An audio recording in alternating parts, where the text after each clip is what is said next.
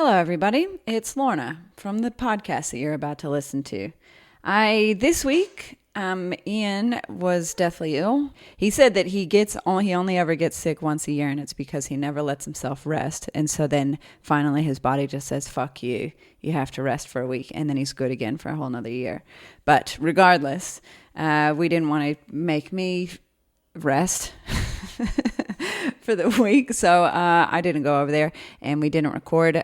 So what I've done instead is I've taken a collection of clips that haven't made it into our other episodes. Usually what happens when we record these episodes, we usually start the podcast by talking about something else that's totally irrelevant just to get ourselves in the mood for talking. Or sometimes we'll be in the middle of the podcast and go off on some random tangent that is cool or interesting or funny, but it interrupts the flow of the podcast or the point of what we were trying to do. So I take them out. So what I've done is I've just put a bunch of those together, a few interesting ones that have happened over the last month or so. And there you go, a little bonus episode. We'll be back next week with a normal episode. And next week we're starting with the 4 Agreements, which is an amazing book. It's very simple. It's the most simple concept in the world that's so easy to forget. And if only all of us could live by the 4 Agreements, we'd probably all be fucking good people. Living in a polyamorous sex cult somewhere with a bunch of monkeys. Who knows?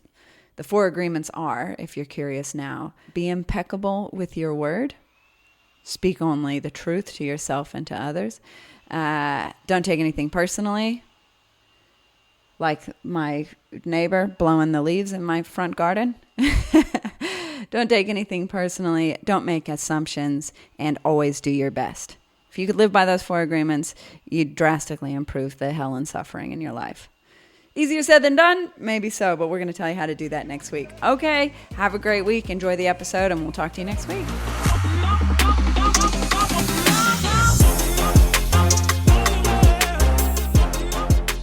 One guy with the longest fingernails, and they're just like down here. And curly and yellow. But he can't cut them anymore because they've been going for so long that they've got like fucking veins or some shit like. Whoa, did they get veins? So that's what I remember as a kid now. I'm thinking back to the 90s, so I might have like put a cartoon and a fact together.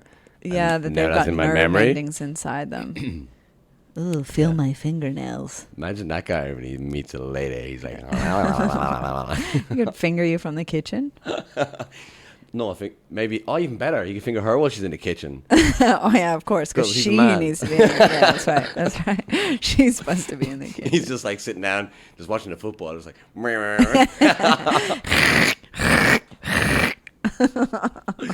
It's just so yuck. There is nothing grosser there's many things that are gross to a woman, but fuck, if you got gross toenails or gross fingernails, we're not having it. Actually, speaking of bad boys, I remember I was in hotel quarantine when I watched the third one, and I'm watching like bad boys, and then I got a knock on the door, and it was actually a detective and 2 soldiers coming to my room to tell me to turn the music down. No, stop crying so loud. No, it was a whole story. There was a bit of a riot going on in the hotel. It was a long story, and they came to like tell me to calm down and go in my room, and I was like getting all roused up by bad boys, and then I had these detectives at my door, and I was like, what is going on in the world right now? What was the riot about?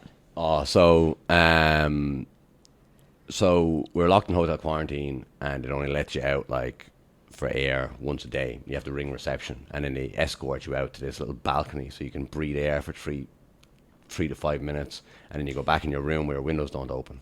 What the fuck? Yeah, that's how it worked during hotel quarantine. So like, where were you? In Novotel, Brisbane Airport. Fuck. And so I was in there, and it was really interesting. You started seeing how psychology like fucked with everyone, because like my boss was also in there, and he was a smoker, and I wasn't a smoker. So the smokers went out at one time for fresh air, and the non-smokers went out. I went out both times because I was like, I need to go see my boss because we're working as well. So I kind of wrangled. Like, sometimes you get 2 breaks, and I was able to go out once with smokers, one not, and they were both bitching about each other. So the smokers hated the non-smokers. So like the freshies are getting more air breaks. Oh my god! So I was like, the tribalism. Oh my god! Like the smokers were calling the fresh aries, and the fresh aries calling the smokers, and they both hated each other. And I was like, you're all a bunch of fucking idiots, because I'm seeing both of you, and you're both retards. Yes. Everyone's gone out for 5 minutes. You're all fucking weirdos, and But then there was this one day, it was like a Saturday, and they wouldn't let anybody outside, and there was all these cops in the building, but they were being wankers. Like, it was all these kind of gang squad cops that had been brought in, and they were being wank bags. And so I rang reception, and I was like, because I was sitting there watching movies, and I was like, I'm going to fuck shit up today. Fuck these guys. Like, we're in this hotel. Like, we're not prisoners. So I rang, I was like, if I don't have a cop escort me outside within the next 4 minutes, I'm breaking out of this hotel, and I'm going straight to the news. And then, like, 4 minutes later, 2 detectives, a couple of cops, and a soldier rock up on my door. And then I opened the door, and this detective, like, with his fucking, all his gear on, is in my door frame, like, and he's like edging me up like this, and I'm like, get the fuck out of my room, cunt. Like, so now all of a sudden I've got like 3 guys up against me in my room. They're like, get back in your room. And I was like, you're going to be on the fucking news in the morning, cunt. And like, just looking at his camera, like, and I was like, you think I'm being just a fucking idiot? But I'm like, no, you are literally going to be on the news tomorrow. Like, because I was like, you know what, like, fuck these guys. Like, so and I was like, by the way, you guys are going to have a riot in about 10 minutes, because I could feel it bubbling up. So basically we had a whole chat group going in the thing, and like, people weren't being allowed out for cigarettes. There was one lady that had an autistic son banging his head up. Like, everyone was going crazy. I was having a great time, because I don't mind being by myself, but you could tell the people, like the extroverts and that were like losing their mind. Yeah. And there was this one dude who had flown so for him to get to work in fucking WA, he had to fly from Mildura, where his daughter was, right? So he flew to Mildura to see his daughter, but because of quarantine, he had to do 2 weeks of quarantine in Perth, 2 weeks in Brisbane, and then visit his daughter, costing him money along the way. And they wouldn't let him go out for a cigarette, and he's like, I just want to go for a cigarette. So I'm in a group chat going, guys, what just happened to me at my bedroom door? I don't think anyone's getting let out tonight. About 2 minutes later, all I hear is, get off me, you dog fucks. And I open my bedroom door and look out over. There's like a railing where you could see down to reception. And this dude, Dylan, just like shirt off on the tiles with 2 cops on his back in handcuffs. Oh my God. And then you just hear scream, because everyone's drinking too. Everyone's drinking all day by themselves. And it's just, you know, when something just gets a tipping point? Yeah. And so I was like, right, so I get a video of this guy with all the cops on. And then I contacted this chick from 7 News that I had kind of got to know because of events I'd done in the past. And I was like, hey, can you get some of your news crews here in the morning? So then the next morning there was like a couple of news vans here. And then I did like a FaceTime with the 7 News dude in my room, and they were like interviewing me, and then they interviewed this guy that had got arrested. But like, I kind of knew just to keep it kind of fun, because I know otherwise they'll make you look like a dickhead on the news, right? Yeah. This guy, poor Dylan, like, they made him look like he was super negative, because like, they got his words, and unfortunately he said, yeah, it's like hell in here, you know? And I'm like, nobody's going to believe you. Yeah. So like, I was just like, I had all these like brown paper bags with faces that I'd been using to make silly videos. So my hotel room just kind of looked a bit silly. Like, they said, oh, what do you do? And I was like, oh, I just do some push-ups and blah, blah, blah. Like, I didn't act like a victim ratting, because I knew then the fucking comments would just grill you. Yeah. But like, this video then like ended up having like, I don't know, like 20,000 views, and it was just thousands of people calling this guy an ungrateful twat because it's during COVID, you know what I mean, as well. Yeah. But little did they know is that this guy had just fucking spent a month to get home to see his daughter for her birthday. Oh, do you know what I mean? So and he just wanted a cigarette. Yeah. And he's getting arrested because of it. Oh my God. While he's getting charged to stay in a fucking 5-star hotel. So like I can fully see why he was getting angry. Yeah. Completely reasonable. Like, let the man out for a fucking cigarette, like. Yeah. And I don't know why I am so confused about what social norms are. And I think, obviously, it's a product of my upbringing. My dad being... Well, my family was just different across the board. But my dad was from Scotland, raised by English parents in fucking Dallas, Texas. Oh, then right. He left them as soon as he turned 18 and went to Colorado to be a hippie. Yeah. My mom was raised in an Irish family in fucking Nebraska. Yeah. And then she, same thing, as soon as she could get the fuck out of there, instantly left. And then the two of them created a hippie just alternative lifestyle because they were both just rejecting societal norms, and then had children. And I grew up in a house that didn't have television. We didn't, the TV wasn't plugged in. No, we weren't like sitting around watching TV or anything ever. So I had like no fucking idea how to interact with normal people. Yeah. So I'd go to school and I was just a weird kid. Like I was just and I just still like I realized it was a little while ago. I was watching some TV show. I was watching something on Netflix, and I realized I was like taking mental notes on how to be a person. Like I was watching it being like, oh, is that how you handle that? Like I'm taking notes from a fucking drama. Like I don't, because I don't know how to be a person. And so like, but nobody does. And that's why everyone acts the same as everybody. So you're actually in the better situation where you know how to be yourself. And then sometimes you want to play the game. I'd rather be that person. I'd rather be because I like, fuck me, like societal norms. Like, oh my God. Like the last thing I want to do is be dependent on following the group. What the normal is. Yeah, but it's very shocking and uncomfortable when you realize you've got it wrong. Like I feel I don't know. I feel I've had many times where I've done something thinking it was not right. Yeah. Like me being me doing the thing. Yeah. And then the feedback I get is that I'm a fucking weirdo. You know, but you should be a weirdo. Like weirdo is a positive word nowadays for me. I'm comfortable with the word weirdo, and I don't want to be friends with anyone that's not a weirdo. Yeah. Like I don't want to be friends with anyone that's. I don't mean this literally, by the way, but I mean like I want to be friends with people. Like actually, you know what? People are doing DNA testing. I just want to see your childhood, and were you the black sheep? If you weren't the black sheep, then I don't want to be friends with you because you're boring. Yeah. I don't literally mean that. I'll be friends with someone if you weren't a black sheep, but at least have a few black sheep qualities, like. Yeah. It does. I certainly would say I'm probably a more interesting and dynamic person because of whatever the fuck this is. Like I'm not a carbon copy of anything. We've been trying to figure out what my persona is for ages. We've been talking about comedy. Yeah. And I've been asking people around me to like pick a cartoon character or a movie character or anything that I'm like to try and see if I can like shape that into a persona for who I am on stage or whatever. Like I can't seem to fit myself into any category. And no one has a good answer. Like they're all over the place. Because it's like very hard to pin me down. I'm like a very unusual person. I think that's the whole thing of spiritual evolution, isn't it? Is that like that's why it's so hard to write a Tinder profile or anything, because if you've any self-awareness, you're going to be very hard pressed to put yourself into a persona. Yeah. Because you realize that you're not the same person every day. Like we've been talking about this all along. Yeah. So to have a fixed persona, that's why I always think it's weird when you see someone and they have the same fashion 5 years later. Like my cupboard like looks like 6 people live in my house. I've got like a multicolored suit for some reason, and then I've got black t-shirts and then colored. Like I don't have a fashion. It's like me neither. Some days, man. That is what is confusing me. Yeah, but they shouldn't. Okay. But I don't have an issue with that. Yeah, like, so you think it's a good thing because you are a different person all the time. Like that's why I buy a lot of black t-shirts and stuff, because it's easier. Because otherwise I'd be thinking like, fucking, who do I want to be today?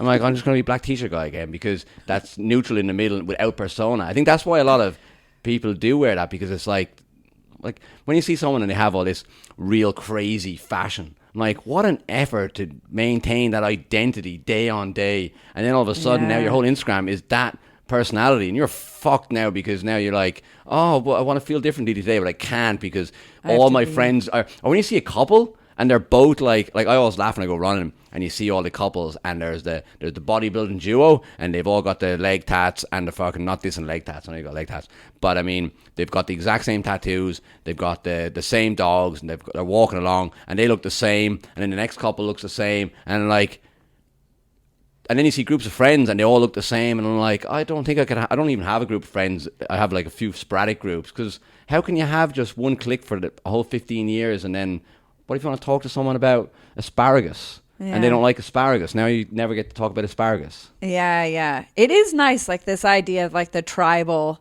communal tribal influx of different information ideas and stuff. That like, when you get stuck into one group, one paradigm, nobody ever changes. Like it's like that thing when you're friends with all your friends from high school, and they're the only people, and people are always like, don't change. Yeah. You've changed. And it's like, yes, please. Yeah. Of course, because imagine how fucking weird that is. Like, and psychologically, Carl Jung talks about this a little bit, about like the developmental phases that you have to go through as a human person. Yeah. That like 1 to 7 is a phase, and then 7 to 14 is a phase, 14 to 21, whatever. So these are these like groupings of identity shifts that you have to do. And sometimes you have to go through like a bit of an earthquake, which is like a shattering of the paradigm that worked for you for 1 to 7 in order to live fully in 7 to 14. Yeah. And if you haven't broken that paradigm, you're going to take the baby 7-year-old the baby 4 to 7 year old Yeah. into your 14s. And like as a teenager, you can't be a baby anymore. Yeah. It doesn't work. You have to break that thing. Yeah. So each time like comes pain. There's a lot of pain in it because you have to fucking break through the mold, but get to the next thing. And so if you never let go of those people that are around you for the whole time that you're trying to be that thing, every time you try to break and be something new, they're going to drag you back. Yeah. And so you are our self, or our concept of ourself is actually projected onto us by the people that are around us. Yeah. Because it's really hard to identify your own self for what you like. What is myself? Myself is constantly changing. So everyone else projects a self onto you. So if you keep that, maintain that one group of friends, and that only those same people are your really close relationships. It's nice to have close relationships, but at the same time, they can be the same people that are locking you into a box and stopping you from being able to kind of freely express yourself. But maybe it's a good thing because maybe they're stopping you from fucking smoking meth or whatever. Yeah.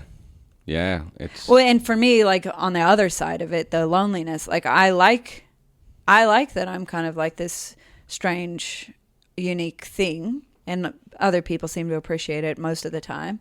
But then when I get hit up against reality and I realize that I act different than other people, or I don't know how to act in a certain situation, it can be very unsettling and destabilizing. Like I also, my family is a million miles away. I'm only me. Yeah. I'm just here by myself, drifting in the fucking universe. Yeah. And so I guess in a whole lifetime of uncertainty, certainty, normality, and safety and security seem really nice to me. Yeah. Because I'm just a fucking drifting piece of dust, and I always have been my whole life. But that's the sacrifice of not being normal is you're never going to have as many people around you. Realistically, if you're going to be doing a heap of things like podcasting and a Muay Thai fight and all these things, you're not going to be surrounded by a tribe because all the people you want to be with are also out there getting after it as well. Yeah. So they're going to be busy. Like if you've got a tribe around you every night, not enough people are doing anything. Because I don't know about you, like you don't have every night available. Yeah. Like we're doing this podcast on Tuesday night, and I don't know what your week was like, but I was busy most of the other nights. Yeah.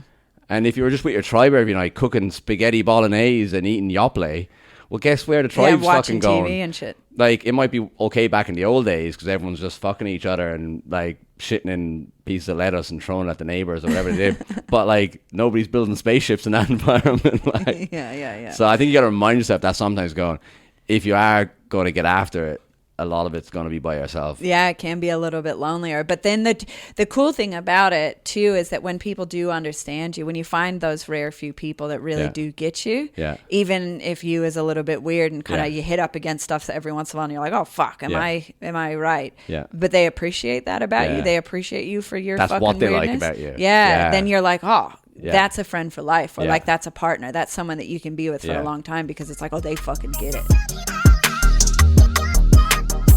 Like there's 2 days within my cycle. Yeah. 2 days for sure. Yeah. I'm like, the world is ending. I just want to quit everything. I've got no value. I have no purpose. I'm crying all the time. And then it's amazing too. Until I was tracking all of this shit on my Whoop, whoop. my little Shout out to the whoop whoop. I didn't know that was what's going on. I just thought I was depressed. So then I would be like, oh, I'm depressed. My life needs a big change. I'm miserable. I'm sad. And then like after those days pass, I like am flooded with, I'm just back to estrogen. Like my life is normal again. And then I like come out of it and I'm like, hi, how are you? What's happening? And you were a different person for 3 days. And now what? You're just fine? I'm like, yeah. What was all that you were worried about? I don't know. What do you mean? Can I suggest a rule for women? Yeah. That women should have to have a different name for each stage of their cycle. Dude. Susan's home. me and Patty have a thing. We have a rule. Yeah. And this come up. I had talked to my friends about this. I was chatting to them about I was like, oh, you need a safe word. Yeah. And we were laughing about it. And then when I was dating Patty and I was talking to him about how this generally tends to happen. Yeah. I was like, we need a safe word and let's just make it let's make it pineapple. Yeah. And so any time if I'm just being a cunt and he can't understand why and he doesn't get it, he can just be like pineapple. Yeah. And then that will be funny enough to me. Yeah. Because even then, even when I'm being an asshole, if someone's funny to me about it breaks it. It'll break it straight away. Because it's just like you get in this track. Yeah. And so he's 100% allowed to pull the pineapple card anytime he wants to, whenever he wants to. He can. Right. Have you had to do it yet? No, I have had to tell him, like, there's been days where I'll like send him a message and be like, oh, I had a real pineapple of a day. I just don't want to talk. Like, I'm going to go to bed. Yeah. And then he'll be like, yeah. Yeah, sweet. Fine. And then that way he doesn't have to take anything personally. He doesn't have to wonder, like, and he never does anyway, but like, he doesn't have to like think something's wrong. Yeah. It's just like, no, I'm a cunt today. Yeah. But I didn't last long. Yeah. I just played ice hockey. Oh, did you? Yeah, I played ice hockey and, eventually I wanted to be a professional skier, so I quit school. Did you do well in skiing? For a bit, I did. Yeah. Well, I think I like the idea of being a skier a lot more than I like. Ego is my enemy. Yeah. It was 100%. Like, I was such a young kid, and I had been skiing since I could walk. Yeah. Like, I learned to ski the same time I learned how to walk. So I was ski racing from like the age of 3. Yeah. Wow. All the way up until I was like 13. I was ski like racing, downhill ski racing. Wow. Yeah. So I knew how to ski forever my whole life, and then took a break from it because obviously I was just sick of doing that same thing all the time. I played ice hockey. Yeah. And then when I was like 17, it was cool. Like, all of the older kids outside of school would like come to my hometown to ski and snowboard because it was like cool. Yeah. And like freestyle skiing, like slope style and half pipe and all that shit was like cool all of a sudden. X Games. And so then I was watching all this stuff happen, and I was like, oh, I know how to do that.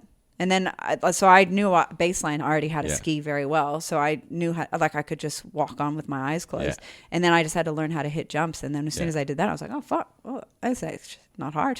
Yeah, right. And so it was a skill that translated. But I was scared, and I didn't have a coach or anything. I was kind of just throwing myself off of a cliff and hoping for the best. And I think I liked the idea of this scene. Yeah. I wanted to be one of the cool kids. I wanted to be a sponsored rider. And I thought like that was going to make me cool. Yeah. I wanted people to like me. That's a legitimate reason. Yeah, I would have wanted the same thing if I lived there too. And it's very like where my hometown is like a very trendy. What's your hometown? Breckenridge, Colorado. Oh, yeah. It's like a very trendy spot. Like it's like where all the cool like going to be professional snowboarders and stuff live. So you're like, you just want to be in that scene. Of course. It felt like Hollywood in a way. It was like this, like if you've got the sponsors and then you like get to go to the sponsor house, like you get to go to the Red Bull house if you're part of the Red Bull team or whatever. Be like Coolangatta and surfing kind of thing. Yeah, exactly. So it's like a hierarchy. And so you just like, as a 19-year-old, that's just all I wanted. So I left my university education so that I could go and just be one of these fuckheads. And then, but I was too scared of hurting myself. So I never really took enough risks or had the discipline to learn how to do it properly. So I just injured myself a bunch and then fell in love with a guy from New Zealand and moved to Australia and never did it again. Oh, yeah. There's so many, you just told me a few stories there and I didn't actually know that's when you moved here. Yeah. Yeah, right. Yeah, so I was 19 the first time I came here because I did a winter season here so I could compete here and then went back home and then came back here for good. Yeah, right. Yeah. So when you grew up in that small town, that would have been a smaller community. Tiny, 10,000 people in the whole town. And that's, I think 10,000, I don't know if it's 10,000 in the busy winter months. I think it probably blows up during there. And I'd say 10,000 is like the natural population of the town when I was there. Yeah. But small community, like leave the car running in the car park because it's cold and you don't want the engine to be cold, like the keys in it. Yeah. And do you know one of the things that really, really bothered me when because I grew up in the town, obviously, then went away to university and came back to be a skier. Yeah. And all of these fuckheads that came from other towns that had no loyalty to my town. Yeah. Because they come from somewhere else. Were like bashing tourists. Yeah, right. And like they didn't understand like because they were like thinking like, oh, we're the locals now, like we run this town. And so like it was like a real thing to be mean and violent towards the other, the tourists from Texas that came up for their ski holiday with their kids or whatever. Yeah, it's like thinking that they were the tribe, like they run this town, keeping it local, keeping it from getting too populated. Yeah, it's like the Byron thing. It's like surf culture has that in Australia, down in smaller towns too. Like, very territorial. And what was fucked up about it was like, and I kept trying to explain this to people like that were up to this bullshit. So that I'm like, I grew up in this town. My parents owned a jewelry store where tourists from all over the country would come to buy my dad's jewelry. Yeah. And take a souvenir home. And they fed me. Like the Yeah. whole reason I have an existence Yeah. is because of the tourists that come to Yeah. this town, that keep this town alive. This town exists because of tourism. Yeah. Doesn't it? The ski resort brings a fuck ton of people, and the only reason you can have a stupid job as a lifty because you're a stupid dumb cunt that doesn't have any brains. Like the only reason you can even be here claiming Because of this town tourists. is because of tourists. So Yeah. fuck you. Yeah. And make my town dangerous. You know what I Yeah. mean? It's fucked up. So it got rough. Well, it was just, yeah, like there was a lot of like gross, drunk 20-year-olds that would like, yeah, try to show their dominance in a town that didn't belong to them. Yeah. And it really bothered me. But it is also kind of like a harsh environment. It's pretty wild. Like it's a dangerous place to go drinking because Yeah. the town sits at 10,000 feet. All right. So you get drunk. You in get your drunk really blood. fast Yeah. because of the high altitude. And people don't realize how drunk they're getting. And then it's snow. Yeah. And it's fucking So freezing. you pass out in the snow and So you die. pass out in the snowbanks, and it snows. Like sometimes it'll snow 4 feet overnight. Shit, someone just die and get covered up. Yeah, like we found people where the ice skating rink is, where I used to play hockey. Yeah. Like the snowplows would come every single morning and just build up these giant snowbanks Yeah. on either side of the rink. That's really and cool. Yeah, they found bodies in there. Wow. Because people are try to walk home. There's residential areas up around there. People are trying to walk home from the bars. They fall asleep in a snowbank, get covered Shit. up with snow, and they'll be missing for 3 months until Wow. the snow melts, and then all of a sudden a body will appear. Lucky we never had a lot of snow in Ireland then. It's pretty mad. It's pretty fucking. That is crazy. And because I think like this is why women tend to, in relationships, like tend to test men a little bit early on, like and I know I've done this a lot before. Like if I can feel like they're dishonest, or Yeah. I feel like they're lying to themselves, or they're lying to me, or Yeah. that it just instantly, I'm like, I'm not going to be able to respect you. I'm not going to be able to trust you. If you Yeah. can't just stand your ground and say the hard thing that needs to be said right now, or face the thing that's even if it's a little thing, even Yeah. if it's a challenge, it just like, it's like, it starts to bring a little thing up to your forefront of your mind. Like, ooh, Yeah. if he could lie about that, what else could he Yeah, lie yeah. about? Or also like, what kind of weak man just can't admit that that's the thing? Or, Yeah. or like, is so easily swayed. Yeah. And like it's really destabilizing. Like I feel like men maybe get the impression that like women are trying to control them. Yeah. But it isn't that. It's like we're trying to keep you on your track Yeah. of doing the right thing. Yeah. Stay inside your integrity so I can trust you. Yeah. If you have integrity for yourself, your body, your mind, your work, that like you stay focused, I can trust that you are going to stand your ground when Yeah. shit gets hard. If you're weak and you're constantly swayed and getting your arm twisted and I got to go out with the boys. Yeah. I couldn't help it. It's like, ugh. Yeah. It feels creepy to me, and I don't respect a man like that. So then, Yeah. and they did, the Gottman Institute are a group of people that are research psychologists on relationships, and they said categorically the difference between a long-term relationship that's a happy marriage and one that fails is a respect. When respect is gone, is it? Yep. Yeah, gotcha. Yeah. Yeah, and then you don't trust their decisions. Yeah. You don't trust what they're saying to you. You can't rely on their word. This is a really hard thing. Like if you say you're going to do something, Yeah. and you want their respect, you have to do it. Yeah.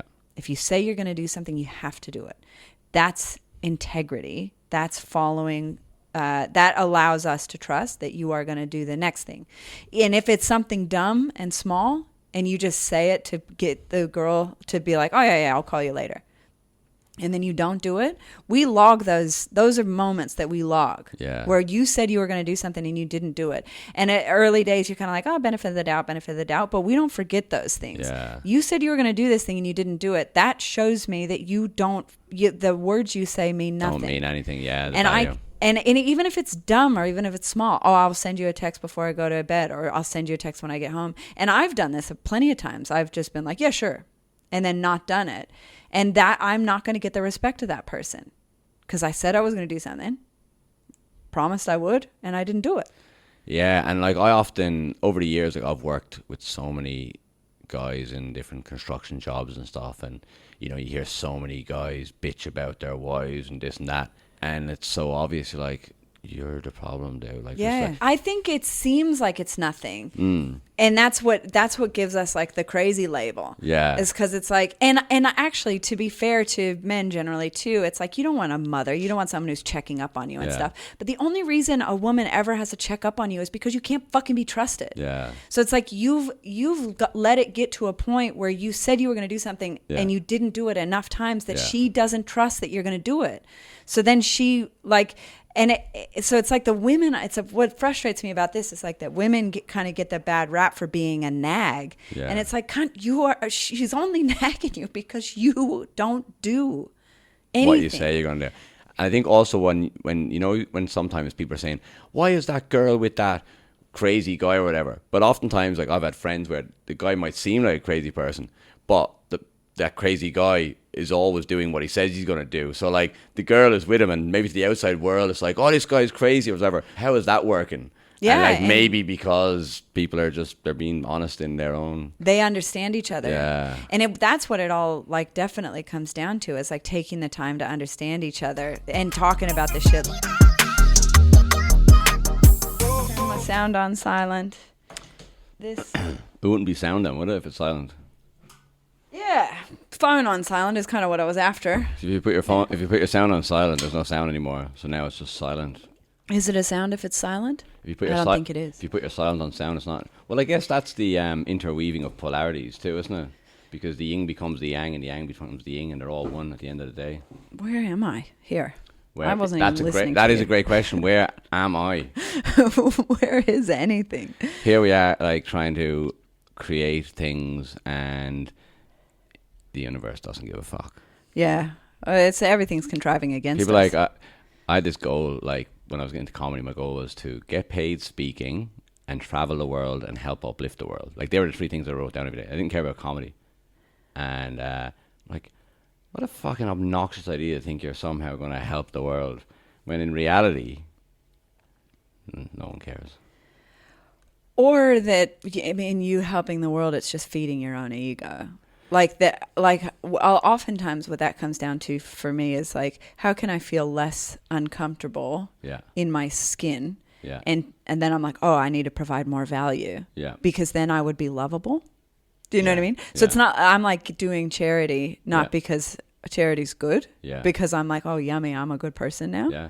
And now maybe someone will love me. That's why most people do charity. Like I've done charity events, and the recent ones I've done them with the awareness of knowing that they're good for attention, but also I did care about the charity. So you're doing both at the same time. You know it's good for attention, but I'm also like you're charity. More or less a good person, but there's a selfish reason for it, but also you're a good person. But there's no such thing as a selfless good act. Like Friends had an episode about this years ago, and as I got older, I more appreciated the episode. The whole episode was her trying to find a selfless good deed, and then at the end she'd be like, "Oh, that makes me feel so good. Oh, damn, it's not selfless." You know what I mean? It's not possible. Like so, like all this thing of like trying to be humble and blah blah blah. It's like it comes back to polarities, right? Because the more selfless you are, the better it feels. So it's kind of all that. Yeah. Well, maybe that's why it feels good. It's like by intelligent design that the Lord, our Lord God, made us. God. Yeah. He made us in this way because it feels good to have an orgasm so that you procreate, and it feels good to do charity so you're not a cunt. And we just got to accept that. And awareness is knowing all of those things and being okay with it, and not trying to find. Why would you want to find a selfless act that doesn't feel good? That's called self-mutilation. Yeah, true. And people are into that too. Yeah, I guess so. Sadists. Feeling bad feels good. Jerking off in the cupboard with a tie around your neck. Fuck. I did a class when I was at university. I did a class called Sexual Deviance in U.S. Society. Really? Yeah. It was a very popular class. Everybody was really into it. And that was one of the first things we learned about was sexual asphyxiation. Yeah. That it's a thing, common practice that people like to be nearly unconscious, choked nearly unconscious while they're about to come. But then a lot of times they fuck it up and they die while they're trying to come.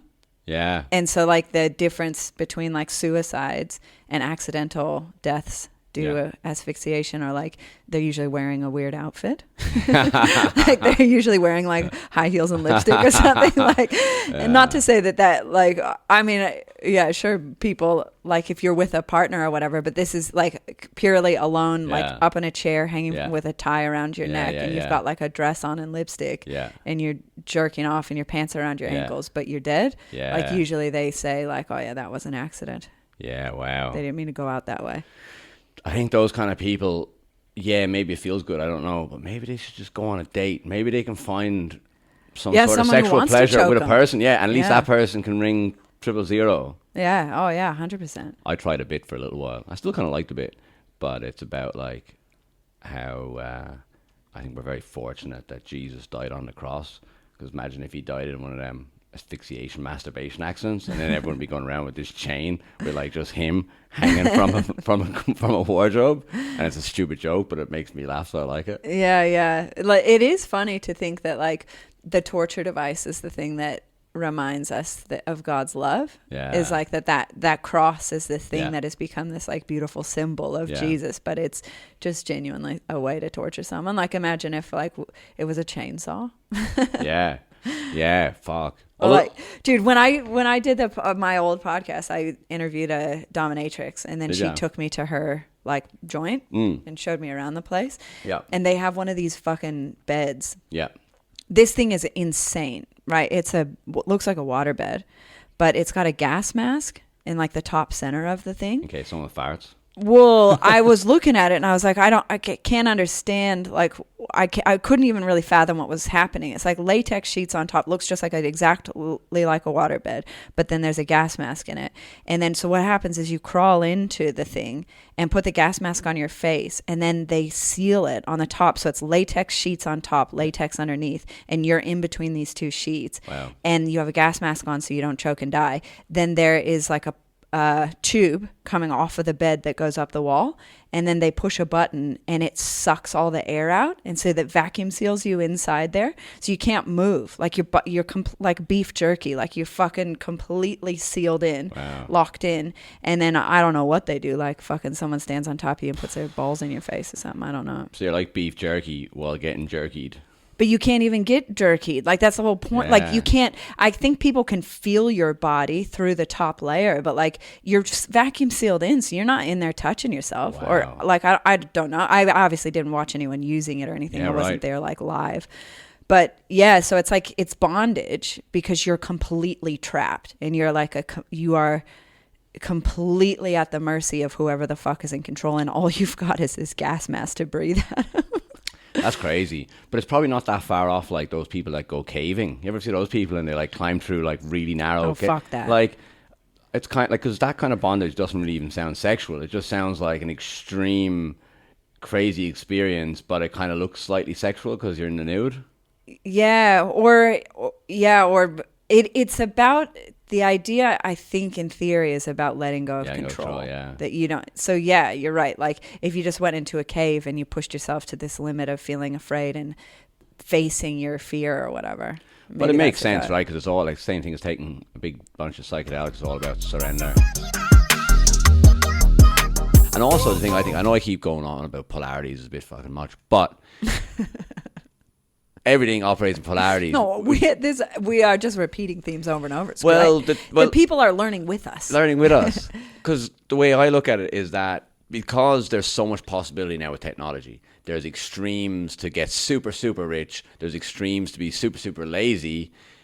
Well, then there has to be that and everything in between. And if there's war, there's got to be so much love. So maybe we're getting to a point where there's more of everything than there's ever been. But because of that, there's every polarity of that. So it's like there's not going to be one or the other. There's going to be so much polyamory. There's going to be so much, like, because you look online and there's like people promoting trad wives, polyamory. Like there's everything. Yes. And maybe there's never going to be this decision of what's right. We're just going to get more extremes because everything has to have its equal and opposite polarity. It has to.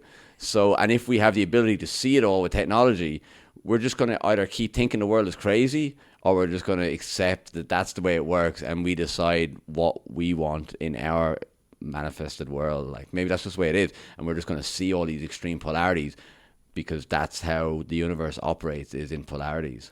Well, it's like creating a snowflake. Yeah. Like that every time one branch shoots out, another branch shoots out on the opposite side. So then we end up with this like super complex dynamic form that, like is in perfect balance, but it's chaos. Like it looks like chaos. When you watch a snowflake forming in sped up time, it's fucking amazing how it shoots out. And it's like just this perfect symmetry, but shooting out in opposite directions.